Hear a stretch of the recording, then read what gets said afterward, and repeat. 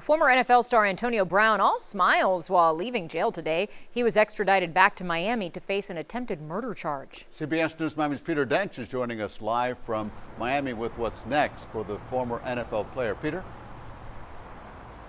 Well, Elliot Lauren, we can tell you that attorneys for both Antonio Brown and the victim are speaking with us exclusively about this case. This is where the shooting happened, right here in Miami. We caught up with Brown after he posted $25,000 bond. Good to be out. That was great. Former NFL star Antonio Brown says God is great after he walks away from the TGK Correctional Center and is followed to a food truck. His attorney, Mark Eiglarsh, gave a brief statement. We're extremely grateful that he's out.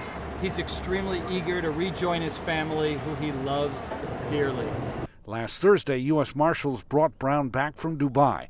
Miami police say he fired 2 shots at a security staffer who he had a fight with in May outside a boxing event. In an exclusive interview with CBS News Miami on Wednesday, Eiglarsh said Brown used his own weapon in self-defense.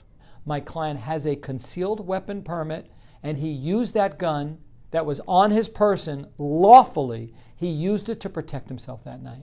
I entered a plea of not guilty because not guilty means not proven. We will vigorously and zealously fight these charges to the end. We also spoke exclusively with Richard Cooper, the attorney for the victim. He disagrees with Brown's attorney. The self-defense argument would have applied if the shooting would have happened during that initial scuffle. Maybe. But what's undisputed here is that Mr. Brown then leaves, the scuffle is over, and he comes back with a gun, and he starts shooting at my client. Brown will now be on house arrest in Broward. He'll continue, first of all, being a loving, supportive father to his 7 children, with 1 on the way in June of 2026. He'll continue to do business, and he'll continue to do all the charitable efforts that he does for the community, because he really does touch a lot of people's lives.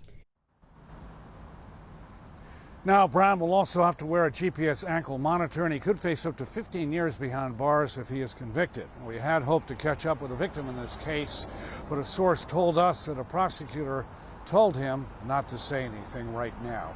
We are live in Miami. Peter Dench, CBS News, Miami. Okay, Peter, thank you for that.